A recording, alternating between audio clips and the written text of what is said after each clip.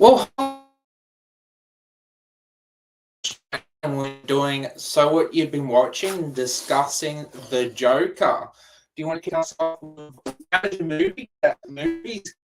Yeah, I'm at 111 movies now, so I've surpassed my goal of 100 by 11% now. So pretty cool. I still got quite a few that I'd like to watch, and I'm in the midst of watching a movie at the moment. So at the moment, I'm watching Never Let Go.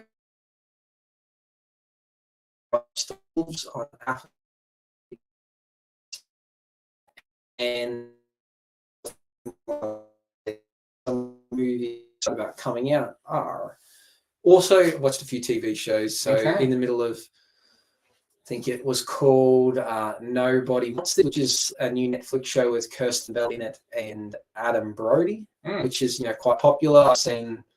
I've got two more to go of that. I watched the first 2 episodes of The Penguin, so I still got 1 or 2 left.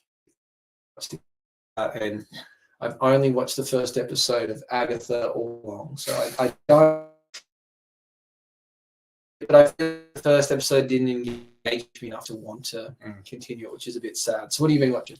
I have just finished A Bad Monkey and Slow Horses and just watched the first episode of The House of the Dragons. And I actually like House of the Dragons more than Game of Thrones. So I think the reason being is The House of the Dragons is actually a prequel to Game of Thrones. So House of the Dragons is actually set 200 years before the events of Game of Thrones. So it's about the Targaryens having the throne. Civil War is about to start, so really intrigued about House of the Dragons. Unfortunately, we all know what's going to happen with Game of Thrones, but for this, very impressed with the first episode. I'll definitely continue it. And with Bad Monkeys and Slow Horses, both finished. Bad Monkeys, I would definitely recommend it if you're a Vince Vaughn fan, but it definitely has a lot of stuff. When it's making the cake, it has a lot of ingredients in it, but when it focuses on the main story, it's a lovely cake.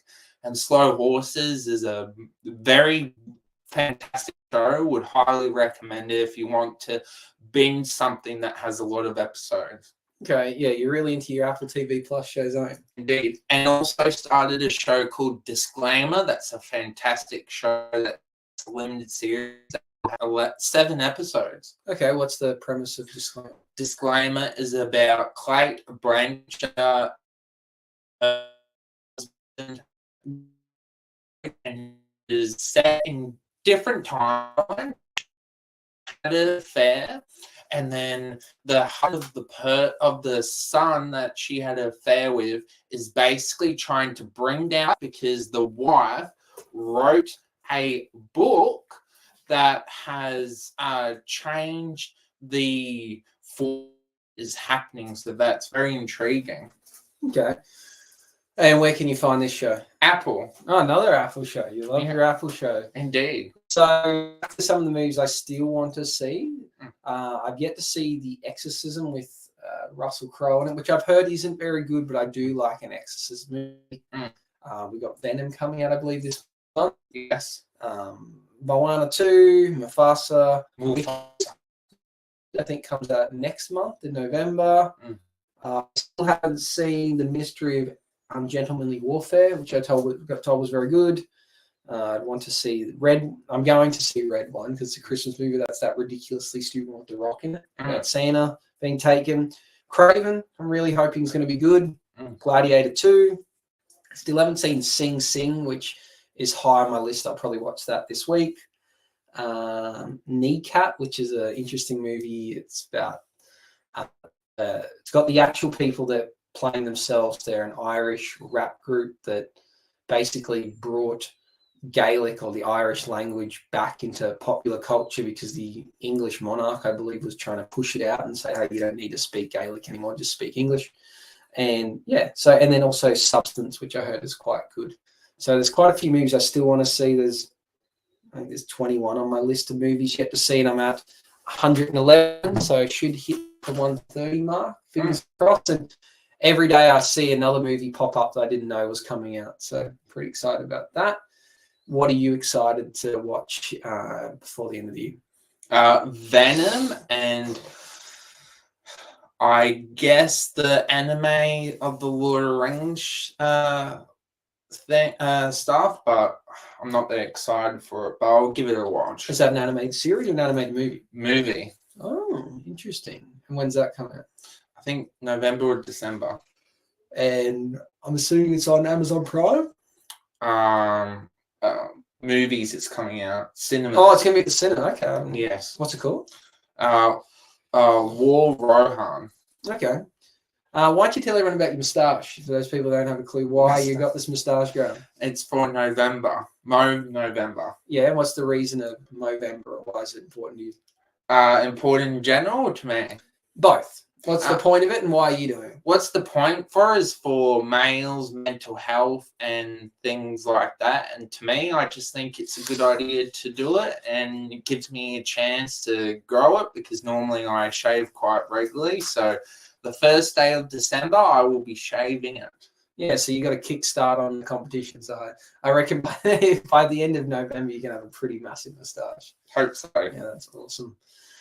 So we wrote down a few things that we wanted to discuss. So we've gone over what we've been watching, and we wanted to talk about the Joker. Do you want to do a live review of the Joker and then discuss it, or save the review for a separate video? Probably a review for a separate video. Okay, so we will review it in a separate video. You will see our scores for that, but maybe give a quick summary of the Joker, and then we'll do some spoilerish discussions about what we thought of the movie. So basically the summary is this is a sequel from the first movie when the personality or the persona of the Joker comes out. Arthur Fleck he can't handle it anymore, and now he commits 5 crimes, 6 we know of, and then he's on the trial for these crimes. And then in the Arkham Asylum, he meets Lady Gaga's Harley Quinn, and then he comes across music therapy, and then this is why the sing-alongs are in the movie, and a lot of things happen from there. Yeah, so as I said, we're going to give a review later on. I had as my most anticipated movie of the year. You had it pretty high on your list too. Did it live up to the hype? Comparing it to number 1, no. As a mental health movie, yes. I don't think so, no. I think overall, I was fairly disappointed. It definitely didn't live up to what I hoped. I was hoping it was going to be the best movie of the year, maybe even the best movie of the last couple of years. Comparing it to the first movie, it was garbage. In reality, it had some cool things in it. I respect the thought of making it a musical. I think maybe they could have expanded on that a bit better with the art therapy, maybe even the art teacher saying, hey, like, music can heal, like, maybe when you're in a tough situation, maybe think of a song, something to give context to why he kind of goes into these songs in his head.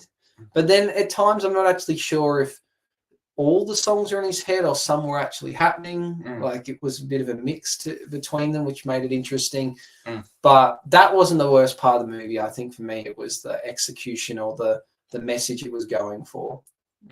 So do you want to talk a little bit on what you thought the message of this movie was? And I thought the message of this movie was about 2 personalities, and the alpha one was the Joker, and then Arthur Fleck, and then by the end, Arthur Fleck has conquered and admitted his guilty. But the problem is that we want to see the Joker be the main personality, so that's kind of the main things.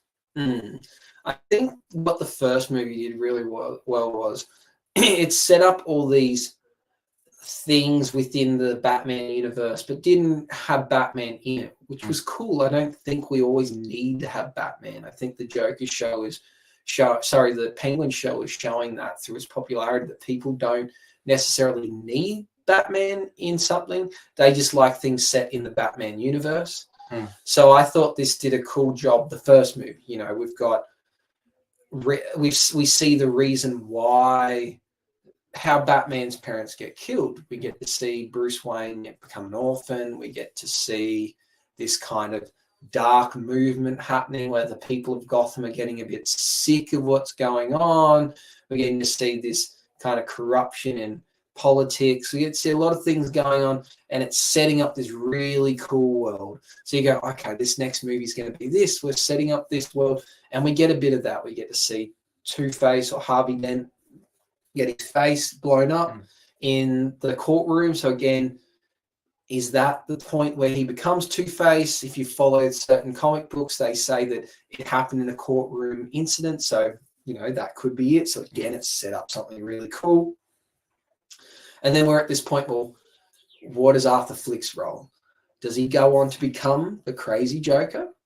Or does he die a symbol of hope for the dark and decrepit people of Gotham to then rise up and there to be a new Joker? Or does the idea of the Joker just be something that lives in our mind and, you know, we move on to the Batman movies and maybe Batman never actually fights the Joker. He just knows that the Joker was someone that, you know, basically was behind his parents getting killed in a way because one of his supporters took out his parents.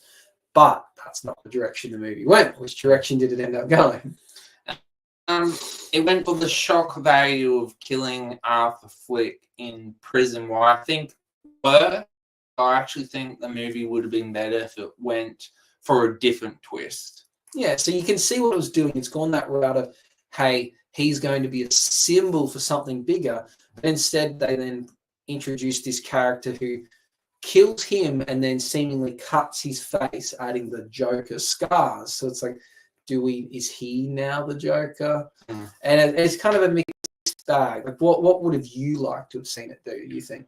I personally would have liked the twist to be that, because we know from the first movie he imagined talking to the female that lived in the apartment. I think it would have made more sense that he imagined everything and that you could bring in the musical element. He could have imagined Lady Gaga and all that stuff, and he never actually met Harley Quinn, and that would have been the twist. That it was all part of his imagination. You can kill him off if you want to, but that's the reveal at the end. He comes on the steps that he does in the first movie when he thinks he's meeting her, actually not her there. He just is. I think part of that I agree with. I also kind of have a slightly different view. I think that he ultimately, they said all along that Arthur Flick was not really meant to be the Joker. He was a symbol for it. He did kill some people, but he wasn't overly psychotic, and he was someone that was troubled and, you know, had a tough upbringing. So I think that's cool. We go off that move. We admit that he is not going to go on to be this psycho serial killer Joker that becomes Batman's arch nemesis. So he's the symbol. He causes, you know, chaos or people to want to recreate things that he's done or what he stands for. I think that's really cool. But instead we go, well, let's get him killed by a random person and then set up the idea that they may become the Joker. Well, if he was never going to be the Joker and these movies were never going to cross over with Batman, why don't we just let him either die a hero and, you know, inspire this potential uprising in Gotham, or an open ending where he kind of escapes and we then fill in the blanks of what happens next? Because the movies don't tie up, like link in, it doesn't matter. So for instance, in this movie, the courtroom explodes, he gets out, these people rescue him in a sense. It's like, hey, you're the Joker, like, come with us. If the movie ends there and we never get another Joker movie and he never interacts with Batman, it doesn't matter. We fill in the blanks in our mind and go, Arthur Flick went on to be a bad dude. Again, I don't think that's the most epic ending. Or we go, Arthur Flick gets sentenced to death by execution for his crimes. He dies. Then the movie ends with the people in the city going, they killed the Joker. Like, the man's bad. We need to uprise, riots around the city, end film. And then we go, okay, he started a movement now. The Joker doesn't need to exist. There's now a gang of people that are going to start wearing clown masks and start causing havoc around Gotham City. Considering he doesn't cross over with Batman, I think that's more of an epic conclusion that you go, the Joker was just a symbol of hope for those that had been oppressed by the rich. Yeah, and that's fine because they don't cross over. He doesn't actually need to fight Batman. He doesn't need to see Batman. In this world, Bruce Wayne doesn't even have to turn into Batman. It was just an epic story of mental health because that's what the first movie was. Whether or not he dressed as the Joker or called him the Joker, himself the Joker, that movie's about a man that got bullied, had a tough upbringing, got lied to by his mum, snapped, shot a few people, and then went on live TV, was going to kill himself and decided to kill someone else. If that movie was not called The Joker, it was just called Psychopath, for instance, and he didn't wear a clown mask, it is still an epic movie. So this movie, again, I don't know. I feel like it was a conflicted what they built the first one, saying, hey, the Joker's not going to line up with Batman. He's a bit of a, he's just a symbol. Oh, but then we're going to end it with this possibility that this guy is now the Joker because he just cut his face and I don't know. I just think it's a very strange ending for what they were trying to set up. Are you happy with the idea that he doesn't go, Arthur Flick is not the psychotic Joker from the comic books? I don't think he would have been able to because mentally he's not well. He's mentally not there. He also doesn't, he probably lacks the strength and he lacked the charisma to kind of lead a group of people. Like, yes, he kind of inspired them from things he did on TV, but I think if he had a gang of people in front of them and he needed to try and get them to start doing some bad things, I don't think he had that leadership to do it. So I think he needed to be a symbol. I think it was an odd finish. I also think the Lady Gaga introduction was odd. Yeah, I think. Sorry, you go.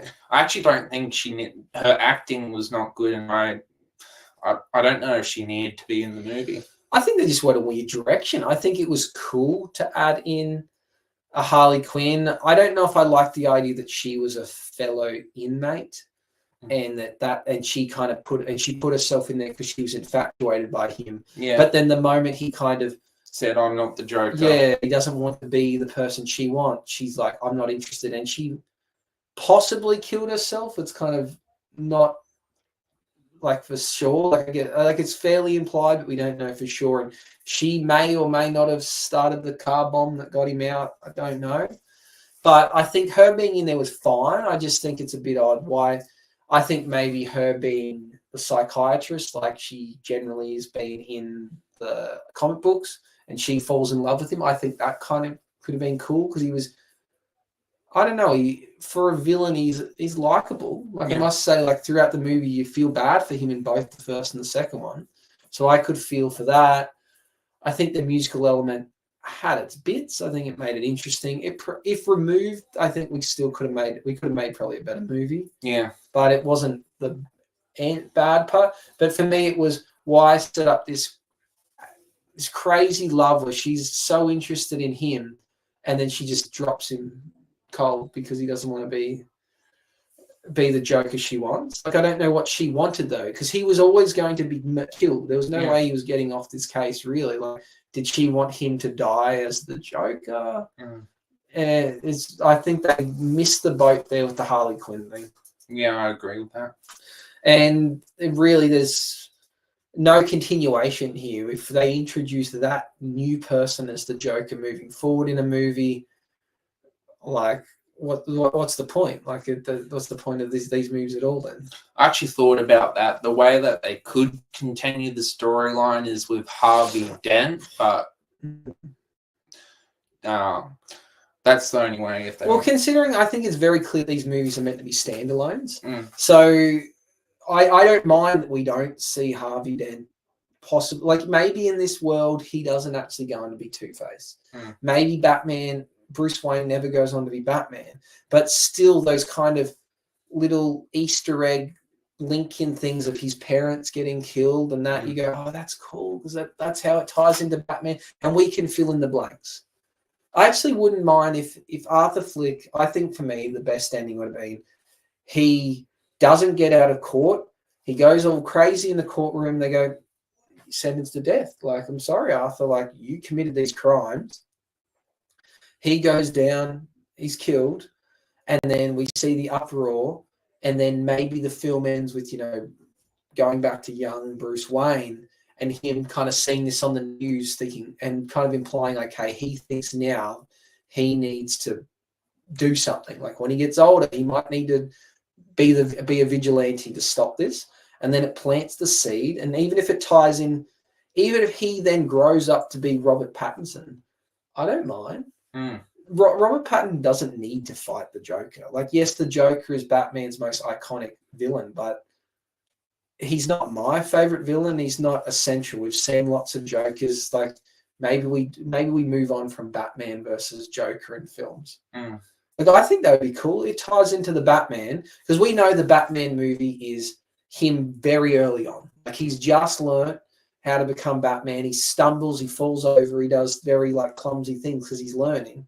So we can now look back and go, now we see why he felt the need to become Batman. One, the Joker created his parents to be killed. Two, the city is full of chaos now because, there's people walking around in clown masks. Because we see that. We see that in the Batman film at the start. He comes out of the shadows because there's those kids and they have that gang and they're initiating the new gang member by bashing up that Asian man and they're wearing clown makeup. The Joker doesn't need to exist. There just needs to be people out there that believe in the Joker. It's like there's people out there that are Satanists that believe in the devil. We don't actually have to see the devil or believe in the, but there's people out there that worship him things because of it. These people just are Flick worshippers. I feel like that would have been. Yeah. But we get a weird thing. Like, I need to see Arthur Flick become a super villain. He just needed to start a movement. Batman or Batman films don't really have that. Right? He's a villain. They want to blow up the city. Batman's going to stop them. None of them really have this political movement to it. I think I have the potential to be a ridiculously good movie and set up something really good with the Batman franchise. Even if they don't explicitly say they're linked, we could draw the parallels. What was your thoughts about potentially Lady Gaga, Harley Quinn and Arthur had a child together because she did say, I'm pregnant? Or do you think that was a lie? I think it was a lie, but yeah, I guess moving forward, that could have been a cool thing. Do you set it up that does their child then become like the real Joker? Or I don't know. I think that was probably pointless. I think I probably would have rather that not been part of the film. A question for you is, do you think we need any more Joker adaptations? Any more? Yeah, do we need any more films that have the Joker? Or do we need the Robert Pattinson's next Batman movie to feature him fighting the Joker? Or do we move on from the Joker? I guess it depends how you do it, because I do believe in Batman 1, the Joker was with the Riddler, and I believe they are setting up for the Joker to be fighting against the Batman. So I guess it couldn't hurt, but for the next Batman 2, I personally don't want to see the Joker. I would prefer it to be like Scarecrow or a different villain. I just think personally that the Joker is not that interesting of a villain. Like, he's interesting in the Arthur Fleck sense that we saw this backstory of someone turning crazy. But like, even though Heath Ledger was so good as the Joker, it's like, we don't know the Joker's name. He's unknown in that. The only thing he talks about is he had a wife and she kept asking him why he doesn't smile. So he cut his face, supposedly. And he, according to Alfred, that some people just want to see the world burn. So he's some evil dude that just wants to see the world burn. But he seemingly lacks strength. He's somewhat intelligent, we assume. Like, what's cool about that as a villain? I think in the comic books and the games, the Joker's a really, really cool concept. But I think in terms of movies, there's way cooler villains. Like, as you said, I find the Scarecrow an extremely good villain. I think the idea of being a psychiatrist,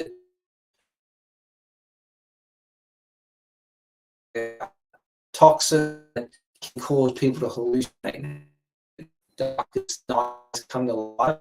I think that's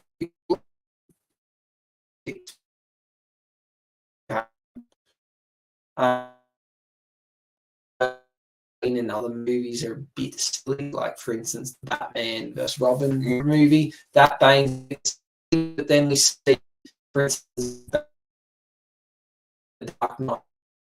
That's just a big, dark place. It had to find his way out of this prison. So yeah, I think there's better villains there. So I think the Penguins mainly. Yeah, I'm kind of beyond. I think, and they just don't work in movies. They all silly, like with Joaquin Phoenix. When he comes out on that live,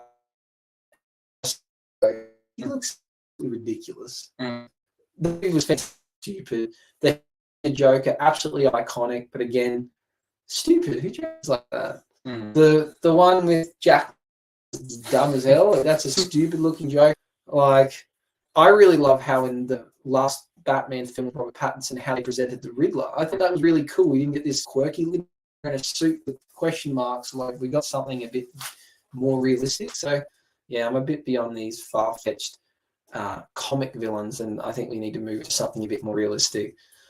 So I really hope the next Batman doesn't feature killers. Would you like to see the Scarecrow, you reckon? Scarecrow will probably have Yeah, something like that, because they're realistic, they're people that could actually happen.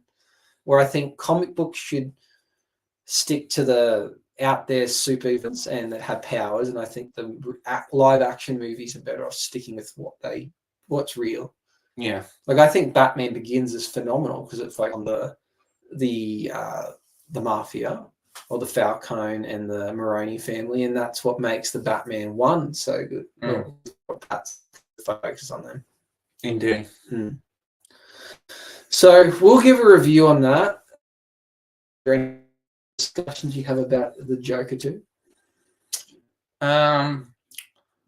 Do you think it deserves the criticism that it's getting? Like, people are walking out. It's got a lower score than Madam Web. Do you think it deserves it, or do you think because it's gotten more expectations, that's why everyone kind of hates it, because everyone knew Madam Web was going to be bad, so that's kind of why? Oh yeah, I think it's getting a bad rap because of the expectation. There is no doubt it is better than Madam Web. Yeah. There's no doubt it's better than Morbius. So maybe because the first movie was so epic that kind of keeps it alive. But it's better than that. People are just skeptical. I think anyone that walks out of a movie is crazy. I've never walked out of a movie. Like, you finish it, or even if you kind of like drift off and like don't pay full attention. But I've never walked out of a movie. Sometimes you wonder if that's just something they say for clickbait on headlines, like, are people actually walking out of these films? But it kind of goes back to something I've talked about a few times on the live streams, that we have people that only see a handful of movies. Their expectations are really high of those handful of movies. So people have seen the Joker one and gone, this is maybe even the best movie they've ever seen. So they go into this movie thinking it's going to be just as good, disappointed, and then they badmouth it. Yeah. As I said, if someone has seen 111 movies this year, it is not a fantastic movie. It is not as good as the first one, but rest assured, it is better than probably 95 out of the 111 movies I've seen this year. So people that are saying it's bad, yes, if you've seen only 10 movies, it is maybe the worst movie you've seen all year, but it is nowhere near as bad as some of the movies out there. You think that this movie is worse than, for instance, here's some movies that have big actors in it. Go see The Instigators on Apple TV. with Matt Damon in it, and you tell me the Joker is not 1,000 times better than that film. That's a movie with Matt Damon in it, very well respected actor. Another movie this year that I saw recently, Wolves, again on Apple TV. It has George Clooney and Brad Pitt in it. Joker 2 is so much better than that, and they're two well-established actors, but people probably won't see that movie, but they'll go see the Joker. Go see King Arthur, one of my favorite actors. I just forgot his name. It's from Ted. Mark Wahlberg. I don't know why I blanked on his name. Mark Wahlberg. Oh, with the dog, yeah. You go tell me that this movie, that Joker 2, is not better than King Arthur. Movies with some of the big and without a doubt. So where I'm going with this is it's about movies. It's enough movies. If you see as many movies I have, you will see that it is not that bad. Where would you have it in your list at the moment? Well, at the moment I have it at 4, but I don't think it will go down. Yeah, as you see a few more movies, for sure. I think maybe I got it 10th or something. So I will rethink that. Yes, you'll see in the review, I didn't score it as high as you would think, considering that I've said it's probably the 10th best movie I've seen this year.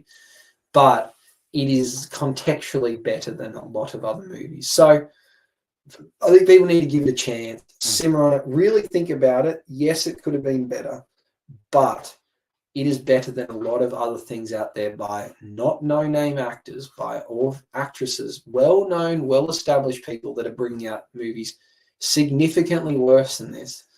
This movie had a crack at doing something different. It added in the musical element. I'm sure when they made it, they thought that the ending was going to be epic. I think it missed the boat. Other people might think it's epic. They did something different. Most of the other movies out there that come out year after year don't do anything different. They remake stuff. They come up with this same generic idea. This was something out of the box, and I think it deserves to be rewarded. And yes, not as good as the first movie, but it is not as bad as people make out. Yeah. So don't walk out the cinemas. Yeah. Watch it with an open mind. Maybe be critical of how you could improve it, but at least they had a go. It is better than a lot of other projects that have came out this year. Definitely. The next thing we had on the list was anticipated films that we've kind of talked about. You said you're looking forward to Venom. Yes. I need to watch the second Venom. I'm looking forward to Crave the Hunter, but I do think it's probably going to be bad. I'm hoping it's not, but it just doesn't look great. And the live action prequel sequel to The Lion King. More faster. Yeah, again, I didn't think the first one was that good. I'm also not the biggest fan of The Lion King. Some people think it's the best Disney or animated film of all time. It's okay. So yeah. So is there anything else you're really anticipating or looking forward to? Sonic the Hedgehog 3. Oh yeah. I've just not seen any of the others, but the trailer looks interesting. It looks like, for me, someone that, if people liked the first two, it looks like it's probably going to be more of the same. So I think if you like the first two, you'll probably like this. What do you think? Yeah, it looks good. I also put on there something that has kept you on the edge of your seat. When I asked you the other day, you wanted me to put this question down. So I'll ask you, what is something, I guess you're talking about in movies or TV, that has kept you on the edge of your seat this year? On the edge of my seat, probably think of a movie. Probably a gripping story, and for me, that would probably be Kingdom of the Planet of the Apes. I was really on the edge of my seat. I was enthralled throughout the journey. I think probably that it kept me engaged throughout the story, and probably Fly Me to the Moon as well. Yeah, that was a great movie. For me, maybe there'd be quite a few things. It's something that comes to mind quite quickly is probably the whole movie Challenges. I don't know why, but the way that they filmed it, where it kind of started at the end and then kind of worked its way up to that point. You know, we've got two former friends playing a tennis match, and then as the match is going on, it's flicking between the match and then their backstories and how they got to that point. That really kept me on the edge of the seat, trying to work out like where it's going to go and how the movie's going to end. And then ultimately it had like quite a good ending in the sense of you don't really know who won. Like they don't really tell you. So it's like that kept me on the edge of the seat. So that was probably that whole movie, I think, was really, really gripping. For a movie that seems like it's about nothing, it kind of was just overall enjoyment, but not in a sense of being fun. You know, some movies I go, geez, that was dumb, but it was fun. This movie was not dumb. It was a drama, but it was just like a good drama. It wasn't so stupid. It wasn't epic in the sense of, you know, the world-ending consequences. It was just like the right mix of drama. I really think you should watch Challenges for the End of the Year. For someone that I'm not a fan of Zendaya, I thoroughly like this movie, and it's maybe only one of 5 movies I'd be willing to rewatch this year for the end of the year. Is there any movie or even a show this year that's really surprised you? I know we'll do our awards and we'll talk about our most surprising show, but is there something that you're like, I didn't expect to like this, or I'm glad that they did something different here? Movie?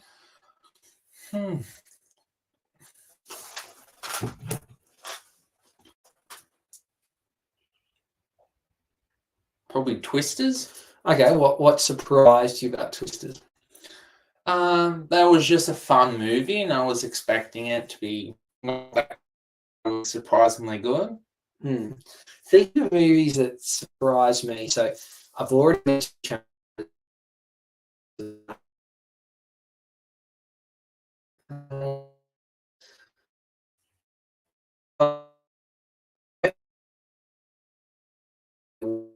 that I like, kind of I thought surprising. Thelma was a movie that I thought was really funny. So this is a movie about a elderly lady who falls for a scam, and basically her family go, well, she's needs to be put in a home. She can't be capable of making decisions. And content to prove them wrong, she then goes on this mission of trying to prove them.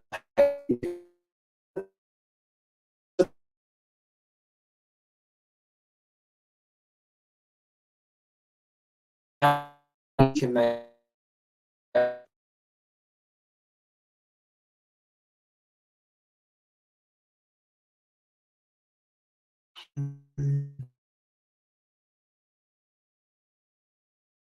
surprised. I was really hoping that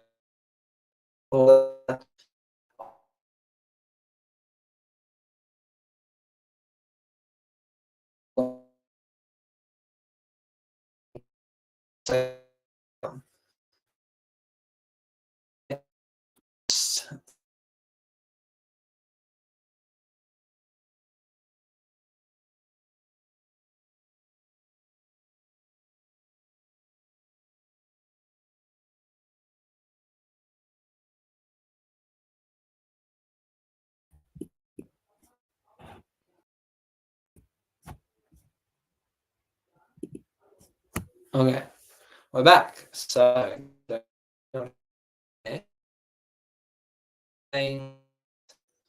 movies.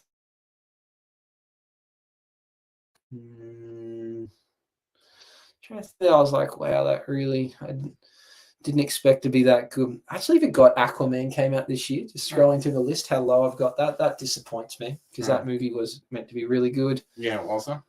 Well, the first one I really loved, so I was expecting high things of that. Wonka, I think I was surprised at how much Wonka. I didn't think that movie could be good. I'm not a fan of Timothée Chalamet. He's kind of in that group of Zendaya, but I don't understand the hype. coincidentally both in Dune, maybe the worst movie franchise. No, it's the worst, but I don't understand the fandom around Dune. So yeah, I was surprised how much I actually enjoyed Wonka. And even his acting in that, I think is really weird, but it works because Wonka. So it works. If Wonka wasn't meant to be so weird, you would have watched that and been like, "This is cringy to watch," because it was. The way he was carrying on, it was very cringy. It was, yeah. But you're like, that is just Wonka. Like that's exactly how he's meant to be. So it's either like good acting by accident, or he's actually just the most phenomenal actor, Timothy Chalamet. I don't know which one it is, but yeah, I think if we hadn't seen Gene Wilder play Wonka and then Johnny Depp play him and see how weird both of them were, someone would have seen this and be like, this is so bad. He's acting like this is just ridiculous. But because of them, you go, no, that's how I'm used to him being. So again, it's either the best acting I've ever seen, or it's just bad acting that he got away with. That's something that surprised me or kept me kind of on the edge of my seat. So I really enjoyed Wonka. Another topic we put on here was talking about movie trends. So I put on here as a reminder, I said, for me, one of them is this premise that I keep thinking these movies are going to be unique, and then they somehow disappoint by either going back to the status quo or finding a way to play it safe or like going in a weird direction. Joker is a good example. I think this was a movie they have taken such a unique spin on this. We're going to have a musical element and we're going to have this epic finish, and then, oh, wait, let's just have like the generic, like, Arthur Fleck gets killed, and then now we've set up for someone's becoming the Joker. I was like, you had the potential to do something unique, and you kind of took, I would say that was not the safest option, but the most boring option out of all the ones they could have done. So what are some trends? You notice this trend too, that movies, you watch it and you think, oh, here we go, we're going to see something, you just get the same garbage as always. Yeah, I've noticed that as well, and unfortunately, people are scared of taking risks, unfortunately.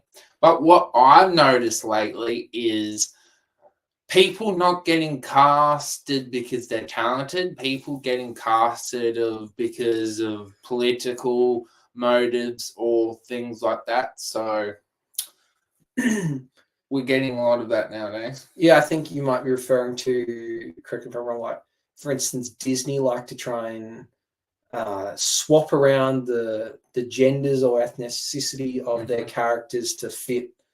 I would say for them, I guess they're trying to say that they're trying to be fair and non-political, but I almost think it's the opposite. Yeah. I think by changing characters to resemble a particular minority group, possibly minority group, that you're actually kind of are having more of a political agenda than just sticking with the norm. Yeah. One that comes to mind might be The Little Mermaid. Yeah. The Little Mermaid, as in all the books and cartoons I've seen, she has red hair. She has red hair, and she's slender, and she seems to have fairly white, pale skin. In this one, they've gone with her being, of dark skin. I don't know if they're implying that she's meant to be African or maybe even like Jamaican background. I'm not fully certain, but they changed it. Not saying that it was bad, but to me, it was like, you're not racist if you just follow what already existed. If we make a live action film of, like, we'll think of Aladdin, for instance. He's clearly meant to be, Arabic, I guess, or like they're meant to be in like Egypt or somewhere adjacent.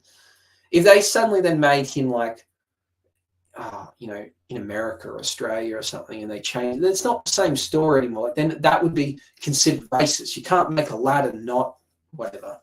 But for some reason, you can change The Little Mermaid. Yeah. It's like, I think we've got Merida from the movie Brave. She's meant to be Scottish. The whole film is based on her being Scottish.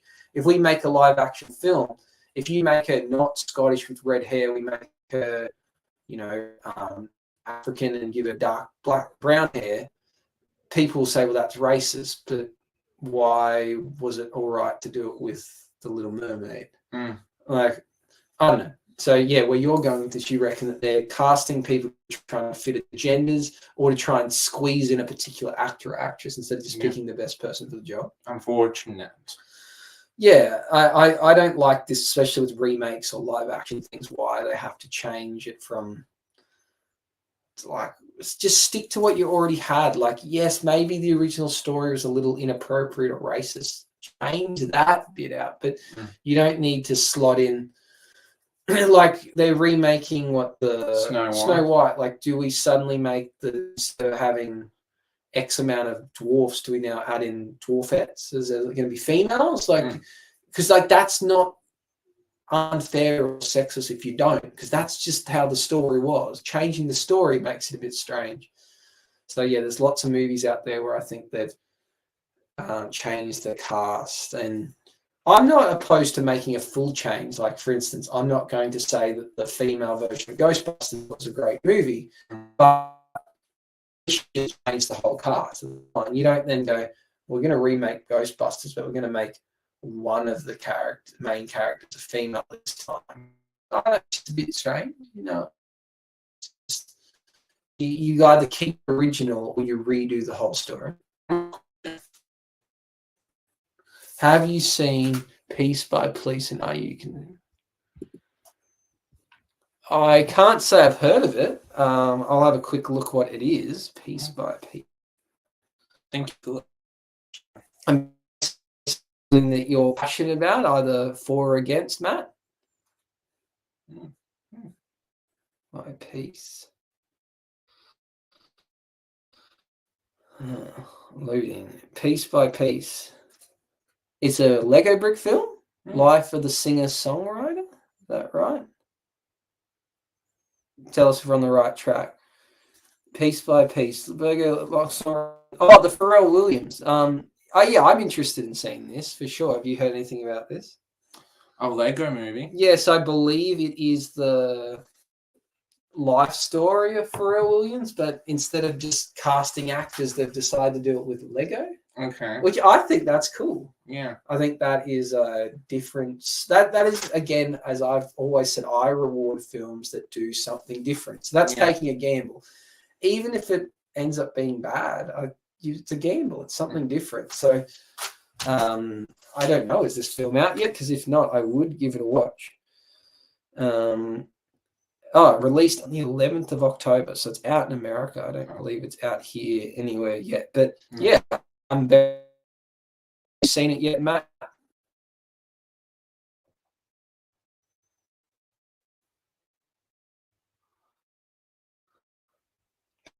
Face. As I said, I keep movies coming out this year that I've not heard. I have heard about this movie being made. I had no idea what it was called, and I didn't know when it was coming out. I did know that they were making a Pharrell Williams movie in Lego. So I know I like the Lego. I like all Lego movies, to be honest. I think the Lego Batman movies are great. The Lego New Jargon. I haven't seen that, but I've seen the two Lego movies. I thought they were good. The Lego Batman, the mini Lego Batman, like kind of mini movies, the Justice League mini movies. Can't say I've seen any of the Star Wars or Jurassic Park ones, but I played a lot of the games. So I think Lego movies are cool. They're like a quirky kind of fun. I like it how they play on the fact that they're Lego characters. I like it how how they do fire and they use the Lego pieces, and they just find cool ways of doing things. Or like if a room floods, they have the little dots come in instead of using real. I just think Lego is quite a clever way of making film. I watched the other day the Lego Batman mini movie. I think it was called Family Matters, and it's him versus Two-Face.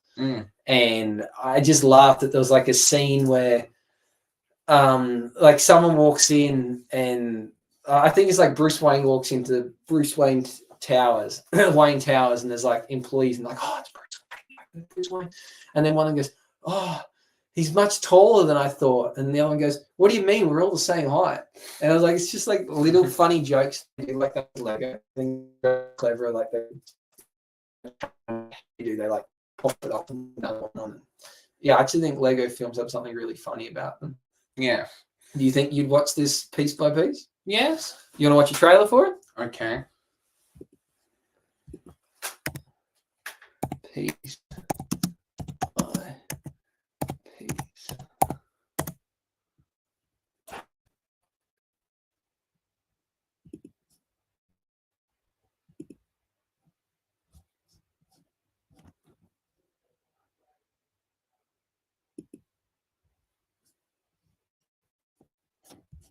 Yeah.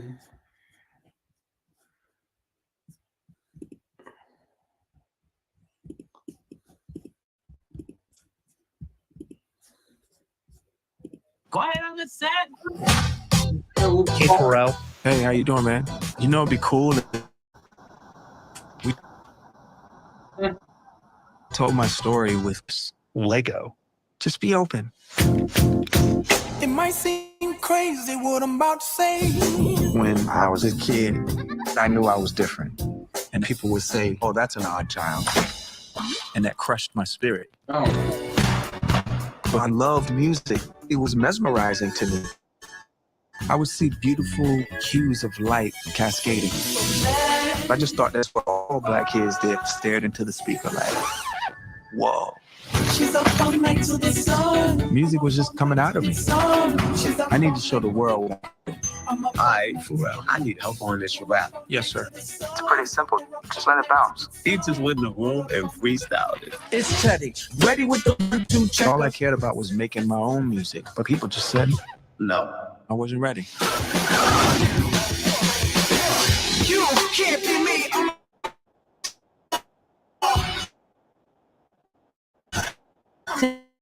Song is ridiculous. Who did that? Pharrell.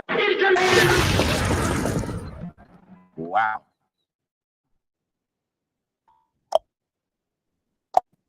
My imagination will go down.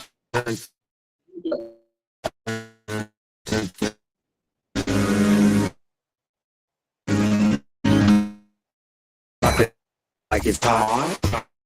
Always bad. But you brought out a smile. Hell yeah. It might seem crazy what I'm saying. Great. Beauty. Legendary story, yeah.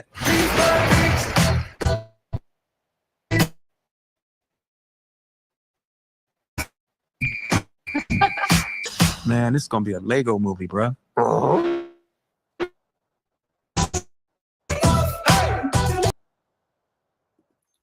do you think about that? It looks interesting.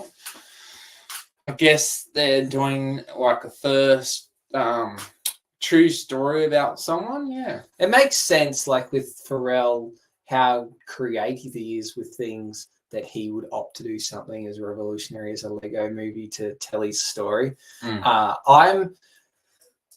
must say he's like more recent, or like the hits that you hear, especially Despicable Me type of music, was like not my favorite. I really liked when he was in NERD. Like you heard they sing one NERD song, and I really liked that when I was younger. And I also think, obviously, regardless, he's amazing with music and the things he would do. Like he'd feature on songs or produce songs that you wouldn't even know he'd done. So yeah, he's pretty damn creative. So that's pretty cool.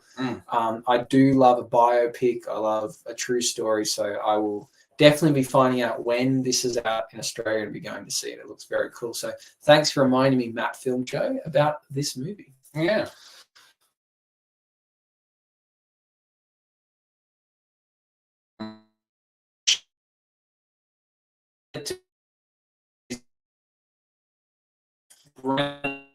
That clone trooper is actually going to be transgender now. I read an article about that yesterday, and I didn't know if it was kind of like clickbait or like a made-up article. So they're going to add a transgender character into the next Clone Troopers film. Oh, Yeah. Okay, and what's your thoughts on that? Do you think that's there's a political reason behind that, or do you I think? would assume so. Mm. Because as a fan, Clone Troopers, unless, story-wise, it doesn't make sense.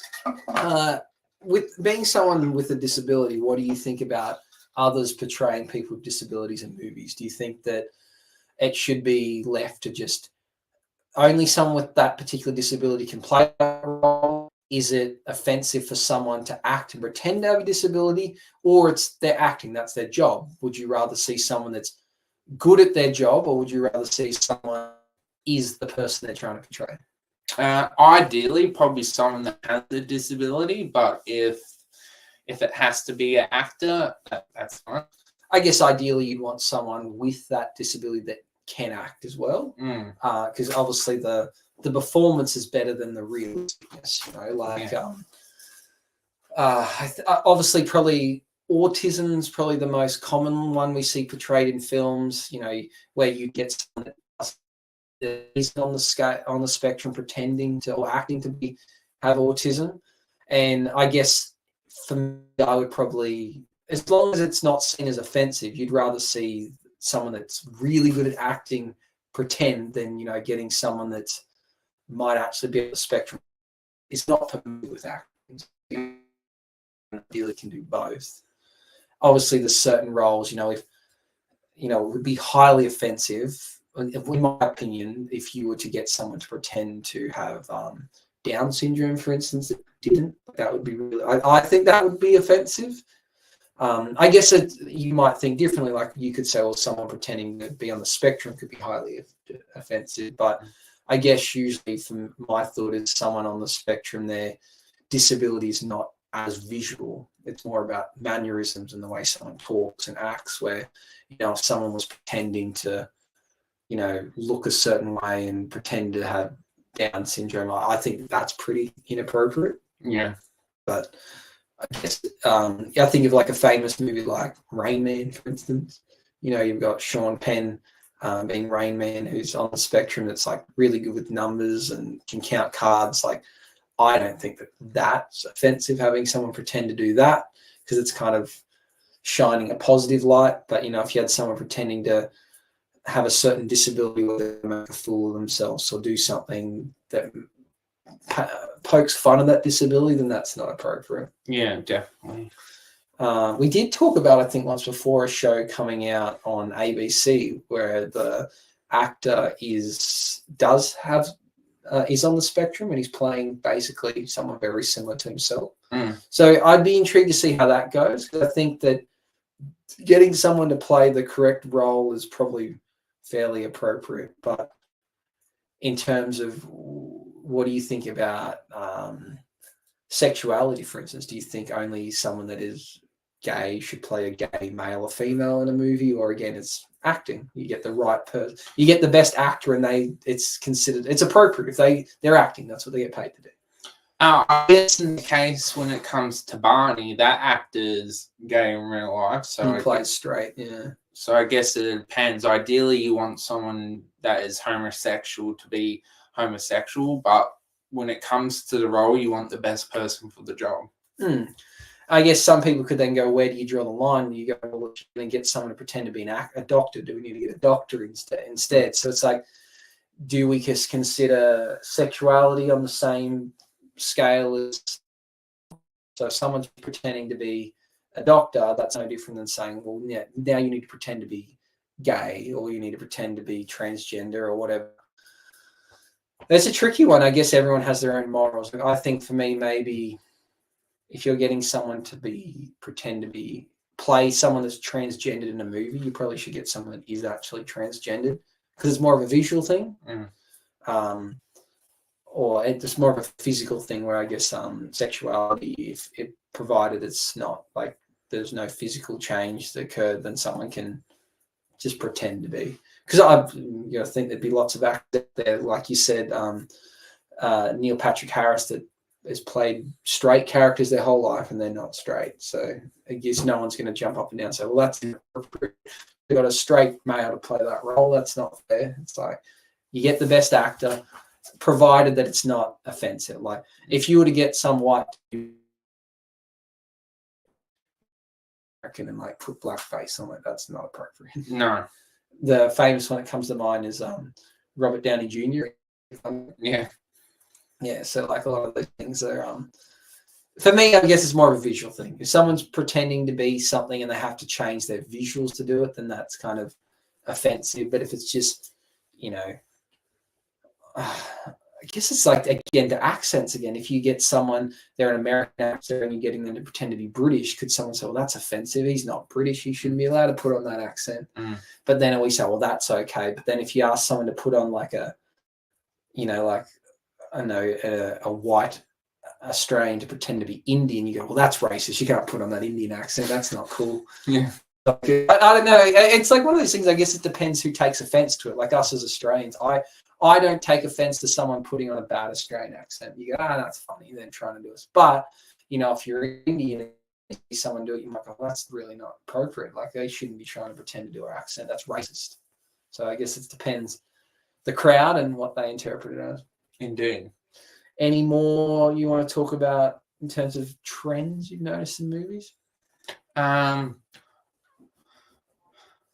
noticed they tend to, from the trailer, the movie looks better than what the movie actually is from the trailer. I've noticed that a lot.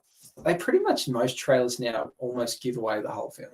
That's what I'm worried about with Venom 3. Like, it looks amazing. I'm scared that they've given away basically the entire movie. And the more I think about it, I think that's what's going to happen. When I watch Venom 3, I'm basically going to be like, you gave away the movie from the trailer. Yeah, I get annoyed when comedies, for instance, show the funniest bits in the trailer. So then you know it's coming. And I know that's the art of selling something. You know, if we don't entice people to want to watch this, they're not going to come and watch it. You and I, as people that appreciate things and go watch a lot of movies or shows, we don't need the trailer to convince us. We could, the premise alone, we'll read about it and go, hey, I've watched that. But I think the general population need the trailer. So we as film and TV fans probably shouldn't watch trailers.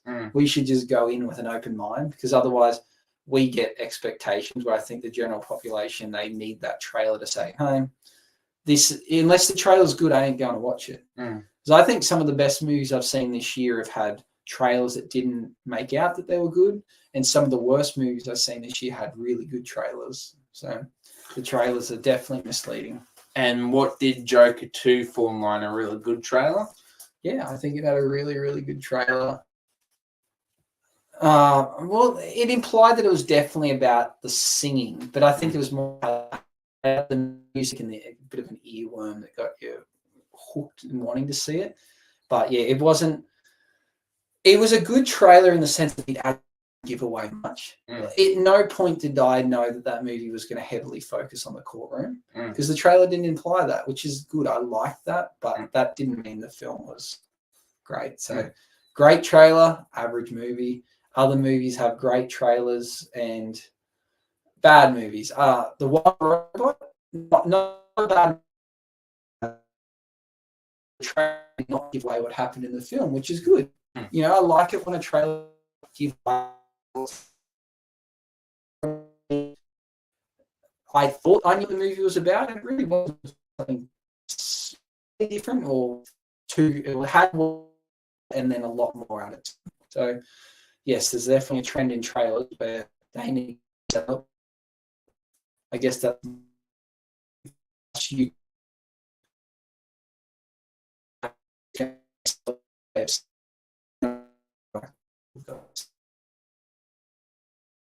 You're going to like it. The ingredients are, what it tastes like, and you're going to have to show a picture of the burger looking way bigger than what it really is, and it's going to look absolutely perfect, because otherwise you buy it. So it's just marketing. Yeah, false marketing.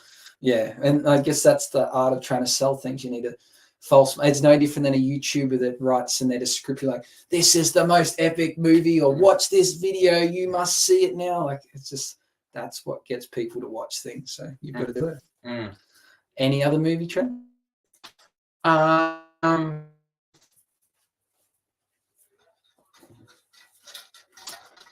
I've noticed that most of the time, some movies you could actually watch at home. Yeah. I actually enjoy watching movies.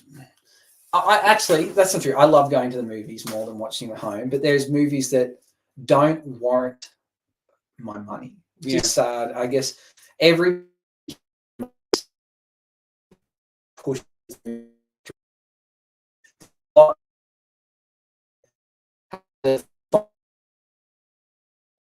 what's over money. So based upon that logic, if you only go and see big budget movies, then only big budget movies exist because they're only going to get you money. So I love the cinema experience. I know some people don't because they'd rather watch it in two parts. Like, for instance, the movie I'm watching at the moment, Never Let Go, I watched 40 minutes last night, I watched 20 minutes this morning, and I'll watch another 40 minutes tonight. So I watched it in 3 sittings, and I'm cool with that. But I do like going to the cinemas completely through, distractions, perfect pitch, great sound, not always the compass, but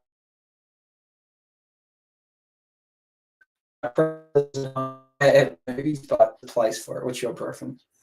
Probably at the cinemas, but there's different categories I like to think, like Dune 2 visually, and it's a movie that you need to watch at the cinemas. But if I wasn't a movie goer, I probably wouldn't watch it at the cinemas. Yeah, I think there's definitely movies that need to be or are better watched at a cinema. But if I had the option, if I lived, right next to the cinemas and I had, as much all the spare time in the world, and you could get a subscription, which I know they do have in America, where you can go watch unlimited movies, I would choose to watch everything at the cinemas. If I could just, there's a screening on, it's in like 20 minutes, I'll go across, I'll watch this film, I would. But the reality is we live busy timetables. For you, going to the cinemas is kind of a big deal because, you got to organise transport to and from. Like, it's just not that simple. So going to the movies is the best way to watch a film, but what movie would you say would be a movie that you need to see in the theater, and what movie do you think could be watched at home? What does the movie need to do to be worth watching in the theater? Does it need to be visually appealing? What does it need to do? I think the obvious answer is probably like an action film. I think action films always get better in the cinemas. I can even think of some action films I watched this year at home that were pretty average, but I think if I watched them at the cinemas, I would have liked them more. I think of a movie that I've got pretty high on my list as Bad Boys 4. Is that what it's called? Yeah. But that movie, I think if I didn't watch that at the cinemas, I probably would have liked it near as much. Yeah. I think the cinemas made that better. I'd agree with that. Which is what makes it hard when ranking movies, because if you only see half of them at the cinemas and then half at home, they're not quite fair. If I watched, let's say my favorite movie so far is Iron Claw. I watched that at the cinemas. If I watch that at home, maybe it's not my favorite movie. Maybe I find it boring. I get distracted. Yeah. Movie like Dune, I've got that maybe like 50th on my list. If I watched that at home, maybe I liked it more because I could have paused it and went back and stopped and read things. So it's very hard to know, and it makes it hard to fairly rank them.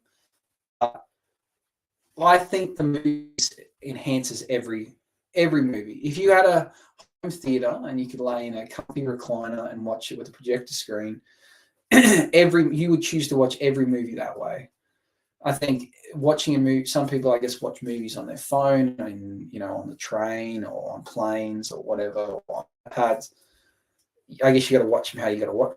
But for me, I think if you can watch it on the big screen, it will make every movie a little bit better. Yeah. I agree with that. Do you think Kingdom of the of the Apes would be high on your list if you watched it on the big screen, because I feel like because I got to watch it at the cinema, that I like it more than you because I got to watch it on the big screen. I agree. I think so. I watched it over about 5 sittings. Yeah, on I Disney Plus. I watched a bit on my phone. I watched a bit on my computer. I watched a bit on the TV. Rewatched a few scenes because when I was trying to find the correct spot where I was at, so it was kind of a jumble. So I think if I watched it in one sitting at the movies, I would have liked it a lot more. I do think it's a good movie. My reason why I don't have it ranked as high is because I think it's a setup. It's a good setup movie. It's a standalone.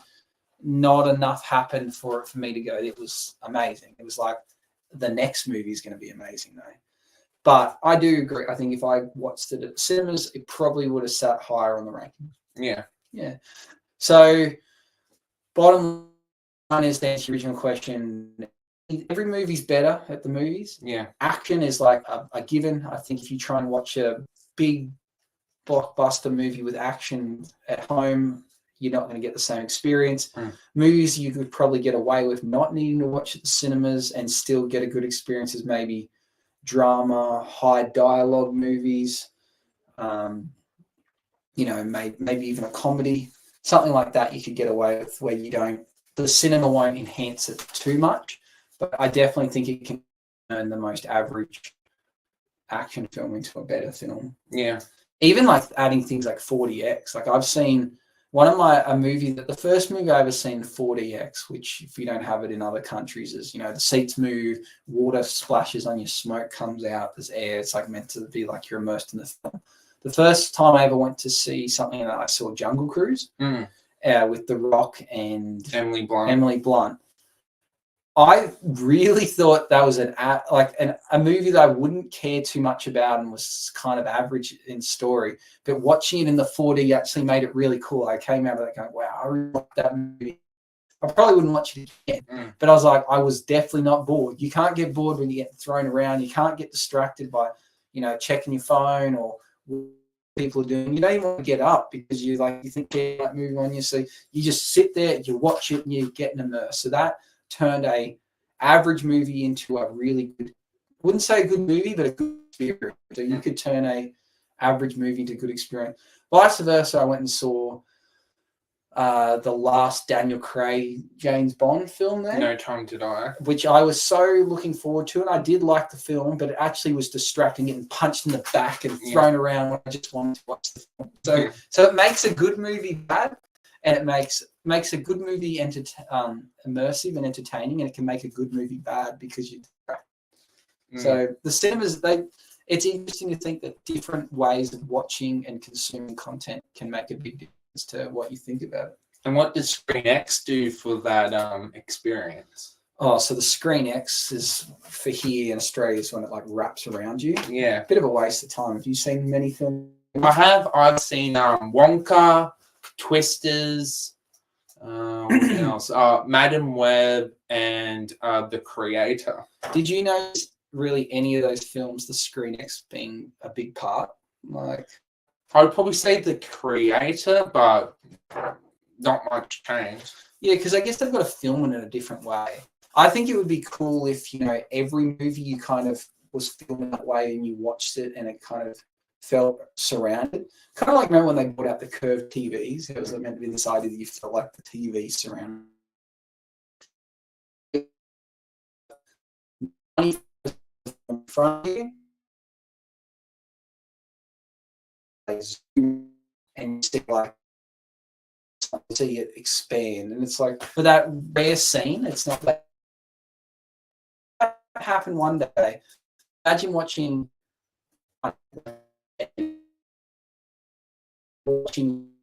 going on. Maybe not Endgame, like the one before. Was before Endgame? Avengers Infinity War. Infinity War.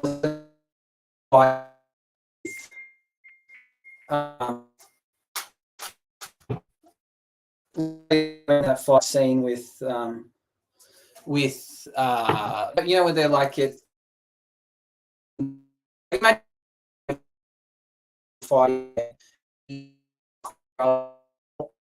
See Iron Man doing something there. I think that would be cool. But in the terms of going, here's most of the film, and then occasionally you see like, oh, there's a beach, and there, like The Creator, for instance, had that where they kind of like zoomed out and you could just see the beach. Or even like any war film, you're watching it and you're seeing the main war going in the corner of your eye, you see people fighting, like that would be cool. But until it does that, it's like, your thoughts on it? I think it's great, but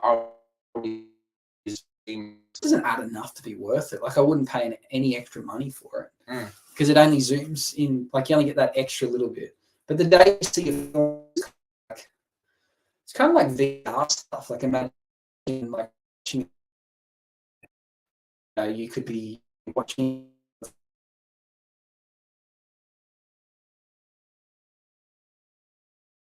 See like these people chatting at the cafe over there, like making it real, which would be pointless. Like they wouldn't money do it, but it still feels immersive. It's pointless. It's kind of like occasionally you see this little bit of extra, and they're not going to film films like that because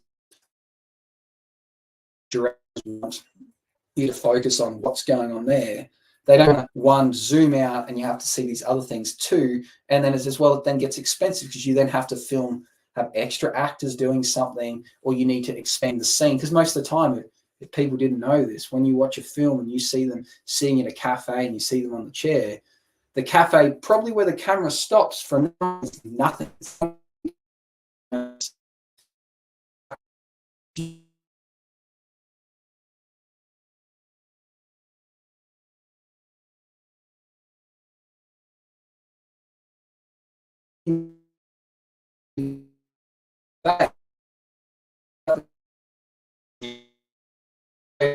You were to that you place, you have to have the rest to go. So I films, I think, for instance, like Star Wars, where they're going flying hyperspeed, like planets to the side, like something that could be done CGI. Mm. Okay, is there anything else you want to add to this video, this live stream? Maybe next time. Okay, well, we're an hour 16. You want to sign us off and a recorded review of The Joker? Yes.